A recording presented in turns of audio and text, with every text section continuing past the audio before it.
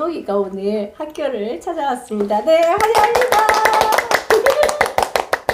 여러분 응원할게요. 감사합니다.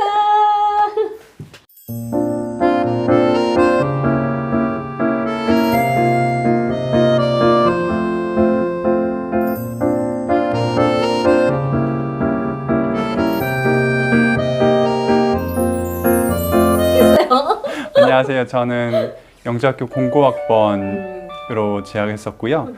그 카이스트에서 1, 2학번으로 입학해서 생명화학공학과랑 생명과학과를 복수 전공하고 그다음에 생명화학공학과 이상엽 교수님 실험실에서 대사공학이랑 합성생물학 쪽 연구를 진행을 하고 있습니다. 네. 지금은 박사 졸업을 2019년 여름에 하고 지금은 연구교수로 있습니다. 연구교수로 어디, 같은 곳에? 네, 같은 곳에 있습니다. 네, 알겠습니다. 오늘은 어떤 일로 오셨죠? 오늘은 그 학회가 있어가지고 백스코에 왔다가 선생님들 뵙고 싶어가지고 집에 돌아가는 길에 들렸습니다. 네. 그럼 지금 연구하고 네. 있는 내용에 대해서 네. 이제 후배들이 이해할 수 있을 만큼 정도만 이제 설명을 해주면. 근데 최대한 간단하게 설명을 해보자면은 우리 주변에 굉장히 많은 화학 물질이 있잖아요. 근데 기존에 사용하고 있는 화학 물질들은 대부분 석유 원유에서 나온 물질들을 분리 정제하고 화학적인 반응으로 컨버전을 해서 사용을 하고 있어요. 그런데 아시다시피 원유는 제한된 원료고 제한된 자원이고, 그리고 원유를 사용하면 사용할수록 환경오염 문제가 많이 발생하고 있잖아요. 특히 이산화탄소라든지 원유로부터 만들어지는 플라스틱, 분해되지 않는 플라스틱이라든지 이런 문제들이 많기 때문에 사람들이 기존의 시스템으로는 우리가 지속할 수 없다라고 판단을 했어요. 그래서 대체로 생각을 하는 게 우리 생물체도 대사회로가 굉장히 복잡해가지고 수많은 물질들을 만들어내는데 이 대사회로를 엔지니어링 해가지고 많은 대사물질 중에서 우리가 필요한 걸 좀 더 많이 만들어낼 수 없을까라고 생각을 해서 진행한 연구 분야, 만들어낸 연구 분야가 대사공학이라는 분야예요. 그래서 저희 같은 경우는 굉장히 다양한 생물체들을 엔지니어링 할 수 있지만 저 같은 경우는 그 중에서도 박테리아의 대사회로를 엔지니어링을 해서 우리가 원하는 여러 가지 물질들, 플라스틱이 될 수도 있고, 특히 바이오디그레이더블 플라스틱이 될 수도 있고, 바이오퓨얼이 될 수도 있고, 아니면은 우리 화학 산업에 필요한 물질들을 친환경적으로 생성해서 컨버전을 할 수도 있잖아요. 그래서 그런 원료들을 생산하기도 하고, 의약품을 생산하기도 하고, 우리가 매일 먹는 오메가3, 라이코핀, 아스타잔틴, 제아잔틴 이런 것들을 생산하기도 하고요.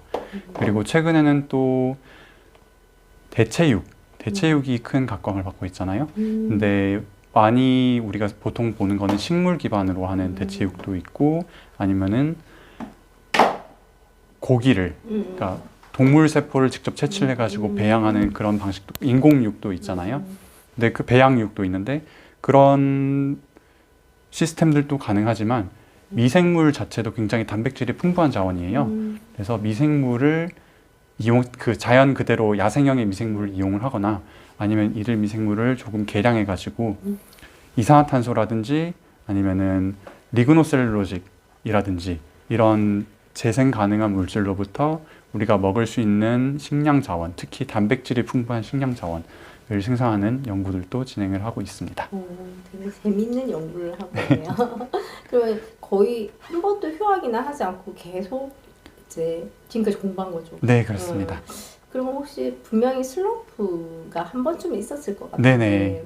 그런 시기가 언제였으며 어떻게 극복했는지. 네네. 사실 저 같은 경우에는 가장 큰 슬럼프가 대학원 그 중에서도 박사 학위를 받기 직전, 그리고 받은 후였는데요. 네, 얼마 되지 않은 거네요. 그렇죠. 네. 그래서 사실 그 전에도 뭐 슬럼프라 힘든 점들은 많았지만 그래도 그렇게 크게 어렵지 않게 극복을 할 수 있었는데 저 같은 경우에는 비교적 늦게 찾아왔어요. 네네. 어떻게 극복했는지. 어떻게 극복했느냐? 네. 사실은 뭔가 마법 같은 방법이 있어서 공유를 하면 좋겠지만 저 같은 경우에는 시간이 결국 그쵸, 해결해 그쵸. 줬던 것 같아요. 근데 시간이 그냥 해결해 주진 않고 사실 그 시점에서 그만두고 싶고 다른 걸 하고 싶고 그냥 아무것도 하지 않고 쉬고 싶은데 가만히 앉아 있으면 항상 시간이 지나도 그 자리에 있는 거잖아요. 그래서 힘들지만 그래도 조금씩 할 수 있는 거를 하면서 나가다 보니까 어느 정도 시간 지난 시점에는 슬럼프를 조금씩 제가 벗어나고 있었던 것 같아요. 아직도 완전히 슬럼프에서 벗어났다라고 말하기는 어렵지만 그래도 그런 식으로 저는 벗어나고 있는 것 같습니다. 잘하네요. 어쨌든 누구나 슬럼프는 있는 것 같아요. 네. 슬럼프는 있고 어떤 식으로 겪어나 이제 잘 극복해 나가느냐가 중요한 거라서. 네. 어쨌든 끝까지 잘 극복하고. 감사합니다. 사실 몇 번이고 더 올 수도 있을 것 같아요. 같아요. 맞아요. 네. 그럴 때마다 이거 혼자 끙끙 앓지 말고 많은 선생님이랑도 얘기를 하고 주위에 사람들이랑 얘기하면서 극복했으면 좋겠어요. 그리고 지금 이제 사실 지금 공부학번이면 지금 학생들이랑 엄청난 차이가 맞아요. 있죠. 언제 세월이 이렇게 지난지 모르겠어요. 그렇죠. 근데 정말 금방 훅 가는 것 같죠. 맞아요. 훅 가는 것 같은데 그때를 되돌려서 생각해 보면 어떤 게 생각나는지, 어떤 게 인상적이었는지. 사실 저는 영재학교 생활이 너무 행복했어요. 그러니까 왜 그러냐면은 저는 영재학교를 너무 오고 싶었거든요. 그래서 사실 부끄러워서 부모님 어디 가서 말하지 말라고 하시는데 저는 영재학교 시험을 3번을 보고 합격을 했거든요. 1학년 때부터 보고 대단하다. 2차에서 떨어지고 2학년 때 보고 필기시험 2차 보고 떨어지고 마지막에 3학년 때 진짜 떨리는 마음으로 이번에 떨어지면 어떻게 하나 했는데 다행히 붙었거든요. 그래서 그렇게 제가 오랜 시간 동안 바라던 곳에 와서 생활을 한 거여가지고 사실 힘든 일이 많긴 한데 영재학교에서도 그래도 하루하루가 행복했던 것 같아요. 항상 어쩌면 스스로 최면을 걸었을 수도 있어요. 내가 이렇게 오고 싶었던 곳에 있고 나는 내가 있고 싶었던 곳에서 내가 동경했던 곳에서 생활을 한다. 그렇기 때문에 난 너무 행복하다라고 매일 아침 기숙사 나오면서 그렇게 생각을 했던 것 같아요. 영재학교에 있으면서는 또 어떤 거에 가장 시간을 많이 썼는지 어떤 부분에? 저는 사실 공부랑 그 연구. 일단 사실 연구는 제가 생각한 만큼 많이는 하지 못했어요. 사실 1학년 때부터 연구를 할 수 있을 거라고 생각했는데 저희 때 같은 경우에는 1학년 때 밖에 가서 R&E를 하는 게 아니라 그 선생님들한테 수업을 받는 식으로 R&E 형식이 바뀌었었거든요. 1학년들에 한해서. 그렇기 때문에 1학년 때는 공부를 많이 하는 시기였고요. 2학년 때는 카이스트에서 R&E를 했었는데 아무래도 거리가 있다 보니까 가야만 할 수 있는 거잖아요. 그래서 주말도 아니고 한 달에 한 번 정도 R&E 2주에 한 번인가요? 이제 헷갈리네요. 그래가지고 R&E 타임으로 정해져 있을 때 대전에 가서 기차 타고 갔다가 또 오는 시간까지 하면 실제로 거기 머물 수 있는 시간이 별로 없잖아요. 그래서 굉장히 많이 아쉬웠었어요. 시간을 내가 하고 싶은 만큼 할애를 하지 못해서. 그래서 2학년 때 카이스트에서 R&E를 하고 나서 결심을 했던 게 3학년 때는 꼭 영재학교에 있는 선생님이랑 같이 해가지고 내가 하고 싶은 만큼 하자 해서 찾아뵌 게 고인영 선생님이었어요. 그래서 고인영 선생님한테 그래가지고 2학년 원래 보통 3학년 때 시작을 하잖아요. 근데 2학년 2학기에 선생님한테 찾아뵈가지고 저 하고 싶다. 그래서 학기 시작 2학기 때 2학년 2학기 때 제가 조금 하긴 했었나요? 그때는 모르겠는데 아무튼 겨울방학 때 일찍 시작했던 것 같아요. 겨울방학 때부터 했었어요. 되게 열정적이었다. 네. 겨울방학 때부터 해서 겨울방학 때 사실 저는 그런 로망이 있었어요. 방학 때 집에 안 가고 학교에 남아서 연구를 하고 싶다. 그런 로망이 있었기 때문에 그래가지고 아마 제 기억으로는 겨울방학 때 그렇게 아마 남아서 좀 했었던 것 같고요. 그리고 학기 중에는 3학년 1학기 때는 정말 수업 왔다 갔다 뛰어다니면서 전경동 내려놓고 수업 듣다가 선생님 저 진짜 죄송한데 전경동 끌어가야 된다고 하고 수업 중간에 뛰쳐나온 적도 있고요. 그런 식으로 했고 근데 좀 더 아쉬웠던 거는 제가 3학년 2학기 때 카이스트에서 HP를 했었어가지고 더 오랜 시간을 그 고인영 선생님한테 배우지 못하고 했던 게 좀 많이 아쉬웠던 것 같아요. 그래서 총 제 영재학교 생활 동안 제가 많이 했던 것 중에 연구 활동 부분은 제 성에 차게 못했다. 확실히 일찍 시작한 게 맞네요. 그 정도 헤매는 게 어려워요. 2학기에 HP를 갔는데 내 기억에 얘가 해낸 일을 다시 대충 기억해 보면은 시간적으로 많이 드는 건데 가끔씩 얘는 막 11시 넘어서 선생님 이거 확인했어요. 이 결과 나왔어요. 진짜 좋아했구나. 카톡이에요.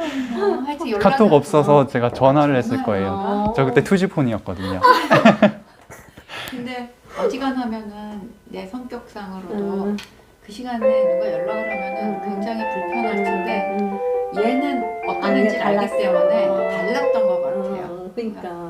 선생님 한 번 말씀하셨던 게 밤늦게 갑자기 전화 오면은 무슨 일이 난 줄 알고 너무 걱정된다고. 그래가지고 내 생각이 짧았구나. 그래도 진짜 선생님이 그 열정을 많이 인정해줍니다.